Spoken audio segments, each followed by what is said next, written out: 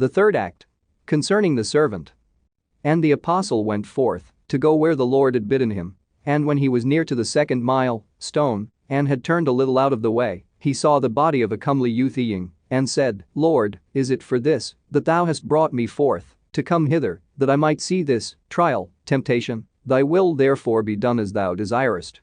And he began to pray and to say, O Lord, the judge of quick and dead, of the quick that stand by and the dead that lie here, and master and father of all things, and father not only of the souls that are in bodies, but of them that have gone forth of them, for of the souls also that are in pollutions, bodies, thou art Lord and judge. Come thou at this hour wherein I call upon thee, and show forth thy glory upon him that lieth here. And he turned himself unto them that followed him and said, This thing is not come to pass without cause, but the enemy hath effected it, and brought it about, that he may assault us thereby. And see, that he hath not made use of another sort, nor wrought through any other creature save that which is his subject. And when he had so said, a great, black serpent, dragon, came out of a hole, beating with his head and shaking his tail upon the ground, and using a loud voice said unto the apostle, I will tell before thee the cause wherefore I slew this man, since thou art come hither for that end, to reprove my works. And the apostle said, Yea, say on. And the serpent, there is a certain beautiful woman in this village over against us, and as she passed by me, or my place, I saw her, and was enamored of her, and I followed her, and kept watch upon her. And I found this youth kissing her, and he had intercourse with her, and did other shameful acts with her, and for me, it was easy to declare them before thee, for I know that thou art the twin brother of the Christ and alway abolishest our nature, sir. Easy for me to say, but to thee, I do not dare to utter them, because I know that the ocean flood of the Messiah will destroy our nature, but because I would not affright her, I slew him not at that time, but waited for him till he passed by in the evening, and smote and slew him, and especially because he had ventured to do this upon the Lord's day. And the apostle inquired of him, saying, Tell me of what seed, and of what race thou art. And he said unto him, I am a reptile of the reptile nature and noxious son of the noxious father, of him that hurt, and smote the 4 brethren which stood upright. Sir.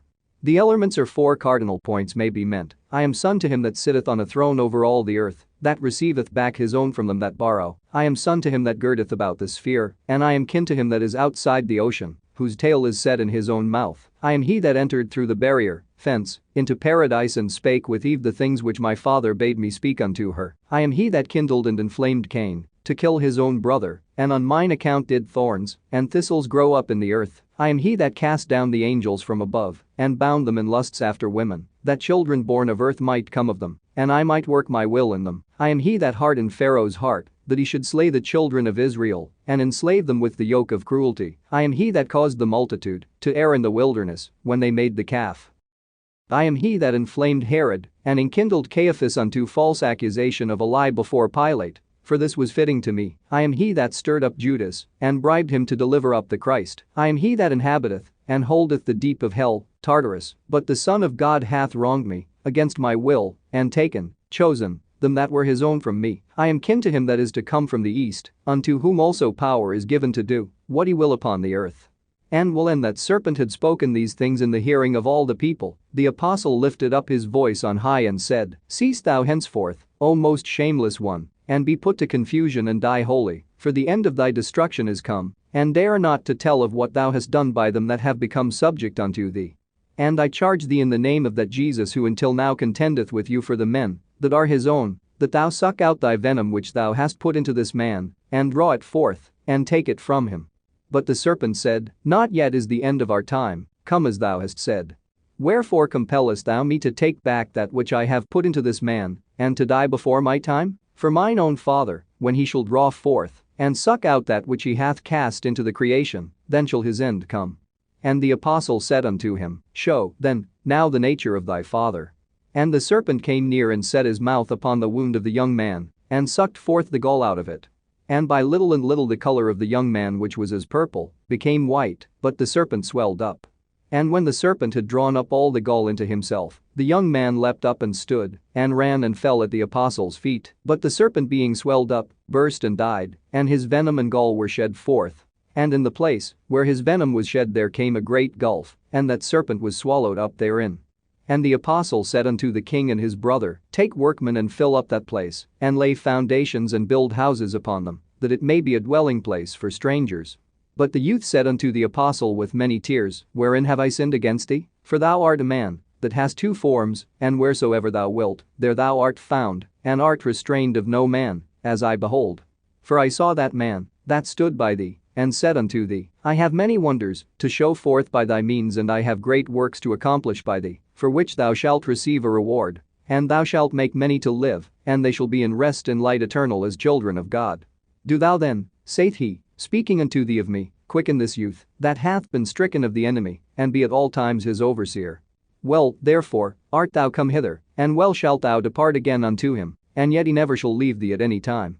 But I am become without care or reproach, and he hath enlightened me from the care of the night, and I am at rest from the toil of the day, and I am set free from him that provoked me to do thus, sinning against him that taught me to do contrary thereto, and I have lost him that is the kinsman of the night, that compelled me to sin by his own deeds, and have found him that is of the light, and is my kinsman. I have lost him that darkeneth, and blindeth his own subjects, that they may not know what they do, and, being ashamed at their own works, may depart from him, and their works come to an end. And have found him whose works are light, and his deeds truth, which if a man doeth he repenteth not of them. And I have left him with whom being abideth, and before whom darkness goeth as a veil, and behind him followeth shame, shameless in indolence. And I have found him that showeth me fair things, that I may take hold on them, even the Son of the truth, that is akin unto concord, who scattereth away the mist, and enlighteneth his own creation, and healeth the wounds thereof, and overthroweth the enemies thereof. But I beseech thee, O man of God, cause me to behold him again, and to see him that is now become hidden from me, that I may also hear his voice, whereof I am not able to express the wonder, for it belongeth not to the nature of this bodily organ.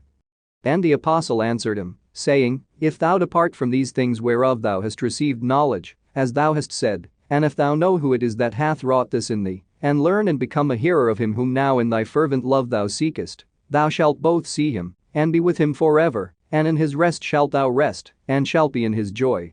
But if thou be slackly disposed toward him, and turn again unto thy former deeds, and leave that beauty and that bright countenance which now was showed thee, and forget the shining of his light which now thou desirest, not only wilt thou be bereaved of this life, but also of that which is to come, and thou wilt depart unto him whom thou saidst thou hadst lost, and will no more behold him whom thou saidst thou hadst found. And when the apostle had said this, he went into the city holding the hand of that youth, and saying unto him, These things which thou hast seen, my child, are but a few of the many which God hath, for he doth not give us good tidings concerning these things that are seen, but greater things than these doth he promise us. But so long as we are in the body we are not able to speak, and show forth those which he shall give unto our souls. If we say that he giveth us light, it is this which is seen, and we have it, and if we say it of wealth, which is and appeareth in the world, we name it, we speak of something which is in the world, sir. And we need it not, for it hath been said, Hardly shall a rich man enter into the kingdom of heaven. And if we speak of apparel of raiment wherewith they that are luxurious in this life are clad, it is named, we mention something that nobles wear, sir. And it hath been said, They that wear soft raiment are in the houses of kings. And if of costly banquets, concerning these we have received a commandment to beware of them, not to be weighed down with revelling, and drunkenness and cares of this life, speaking of things that are, and it hath been said, Take no thought for your life, soul, what ye shall eat, or what ye shall drink, neither for your body, what ye shall put on, for the soul is more than the meat, and the body than the raiment. And of rest, if we speak of this temporal rest, a judgment is appointed for this also. But we speak of the world which is above, of God and angels, of watchers and holy ones, of the immortal, ambrosial, food and the drink of the true vine, of raiment that endureth and groweth not old, of things which eye hath not seen nor ear heard, neither have they entered into the heart of sinful men, the things which God hath prepared for them that love him. Of these things do we converse, and of these do we bring good tidings. Do thou therefore also believe on him, that thou mayest live, and put thy trust in him, and thou shalt not die. For he is not persuaded with gifts, that thou shouldest offer them to him, neither is he in need of sacrifices, that thou shouldest sacrifice unto him. But look thou unto him, and he will not overlook thee, and turn unto him, and he will not forsake thee. For his comeliness and his beauty will make thee wholly desirous to love him, and indeed he permitteth thee not to turn thyself away. And when the apostle had said these things unto that youth, a great multitude joined themselves unto them. And the apostle looked, and saw them raising themselves on high, that they might see him, and they were going up into high places. And the apostle said unto them, Ye men that are come unto the assembly of Christ, and would believe on Jesus, take example hereby, and see that, if ye be not lifted up, ye cannot see me who am little, and are not able to spy me out who am like unto you.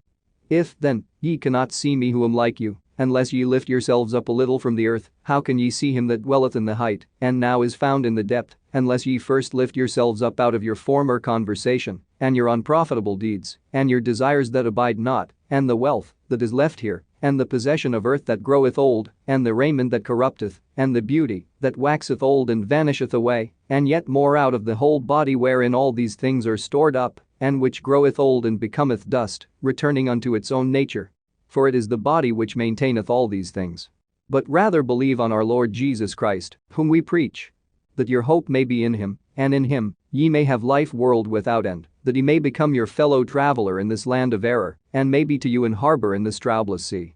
And he shall be to you a fountain springing up in this thirsty land, and a chamber full of food in this place of them that hunger, and a rest unto your souls, yea, and a physician for your bodies.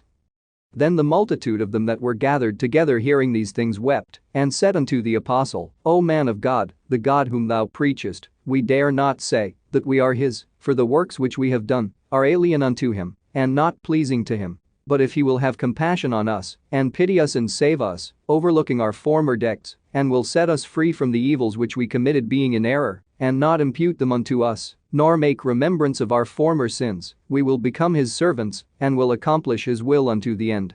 And the apostle answered them and said, He reckoneth not against you, neither taketh account of the sins which ye committed being in error, but overlooketh your transgressions which ye have done in ignorance.